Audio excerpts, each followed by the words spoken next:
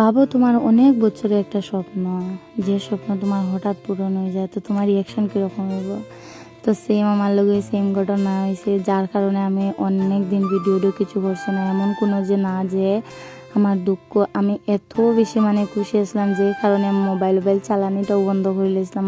এত পরিমাণ খুশি, কারণ এটা আমার অনেক বছর আগের স্বপ্ন, যেই স্বপ্নটা আমার পূরণ হয়েছে।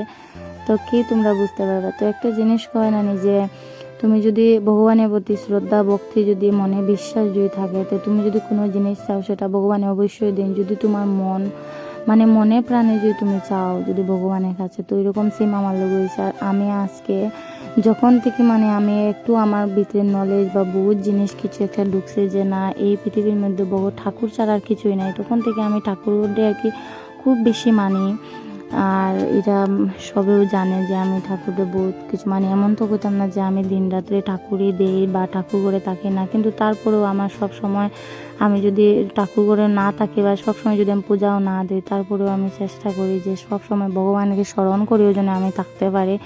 তো এই জিনিসটা তো আমার জীবনের মধ্যে সব থেকে বড় একটা ড্রিম, আমার জীবনের চেয়েও বড় একটা ড্রিম আসলো, যে ড্রিমটা আমি ভগবানের কাছে সব সময় চাইতাম যে ঠাকুর আমার ওই জিনিসটা দিয়ে দাও, আমার জীবনে আর কিছু লাগবে না। তো এরকম আমার চাওয়া থাকতো। তারপর আমি আস্তে আস্তে বুঝতে পারলাম যে আমি যদি ভগবানের প্রতি শ্রদ্ধা ভক্তি থাকে, আর আমি যদি ভগবানের কাছে পূজা দিয়ে যদি শুধু ভক্তি দিয়ে এইটাই জিনিস চাই যে না আমার দিলেও বাবা এই জিনিসটা বলে বাবা, তো এই জিনিসটা আমি তান্ডের সেবা করলাম বা পূজা দিলাম, এর বিনিময়ে আমি কিছু জিনিস চাইলাম। তো বুঝতে পারলাম যে না, কর্ম জিনিসটাই সব থেকে জীবনে ইম্পর্টেন্ট। যদি তুমি ভালো কর্ম করো তাহলে তুমি তোমার কিসমতটাও বদলিতে পারবে। এই জিনিসটা আমি বুঝতে পারছি যখন থেকে গীতার জিনিসটা আমি গীতা পড়ছি, তখন থেকে একটু বেলা আমি জীবনের জিনিসটা বুঝতে পারলাম যে কী জিনিসটা ভুল বা কী জিনিসটা ঠিক।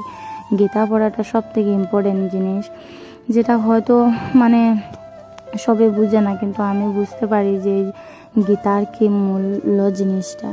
তো আমি আমার জীবনের সব থেকে একটা বড় ড্রিম যে আমি এত বছর এই জিনিসটা লাগে অনেক কষ্ট করছি, অনেক ভগবানের কাছে কাঁদছি যে আমার এই জিনিসটা দিলাম। এত হাজার কষ্ট হাজার কিছু হয়েছে, যে জিনিসটা আমি তোমার লোক হয়তো কোনোদিন শেয়ারই করতে পারতাম না। ভগবানে ফাইনালি আমার এই জিনিসটা দিলেইছেন। আর এই জিনিসটা দেওয়ার পরে আমার খুশির কোনো ঠিকানা নাই। আমি 1-2 মাস মোবাইল কি জিনিস আমি ধরতেও পারছি না, এরকম জিনিস কী জিনিস তোমরা আস্তে আস্তে জানতে পারবে। আমি এক ভিডিওর মধ্যে তোমরা কইতাম না, তোমরাও একটু অপেক্ষা করো, কী জিনিসটা বুঝতে পারবে। আমার জীবনের সবথেকে বড় জিনিস।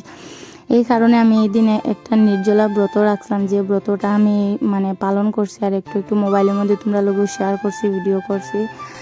সব কিছু আমি করতে পারছি না, কারণ আমি এই দিনটা একদম খুব শান্তিভাবে কাটাইছি। দিনটা আমার খুব ভালো লাগছে। আর জীবনের সবথেকে বড় কথা হলো যে আমি যে আমার স্বপ্নটা পূরণ হয়েছে, এই জিনিসটা নিয়ে মানুষের পেটে হজম হয়েছে না। আমার এত আপনজন মানুষ আছে যারা হিংসা নি বা আমি কিছু কইতে পারতাম না সত্যি কথা, কিন্তু পিঠ পিছে আমার অনেক বদনাম হয়েছে। তো আমি ভাবছি যে যাই হোক, হয়তো মানুষের জলের ভিতরে বা কিছু না হলে তো তোমার পিঠ পিছে বদনাম কোনো মানুষ এখানে গাইতো, আমি তো কোনোদিন কেউ খারাপ করছি না। আর আমার যেহেতু এত বড় একটা স্বপ্ন পূরণ হয়েছে, আমার যদি আপনজন মানুষও, তাহলে তোমরা তো খুশি লাগার কথা। তোমরা যখন খুশি লাগেন না, তাহলে তো তোমরা কোনোদিন আমার আপন হইতে পারছো না। এই সংসারের মধ্যে মা বাবা ছাড়া কোনো মানুষই আপন হইতে পারে না। এই জিনিসটা আমি বুঝছি, নিজের ফ্যামিলি সব থেকে আপন, নিজের ফ্যামিলি ছাড়া কেউ আপন হইতে পারে না। এই জিনিসটা আমি সংসারে বুঝছি। আমার পিঠ পিছে মানুষে এত আমার বদনাম গায়, আর এই জিনিসটা যখন আমি শুনি আমার খুব বেশি খারাপ লাগে। তাও একটা জিনিস আমি তোমরা তো জানবা, তারপরেও এই সংসারের মধ্যে কোনো দিন খেয়ে কোনো দিন পিছের মানুষের কথা শুনতে যাইও না।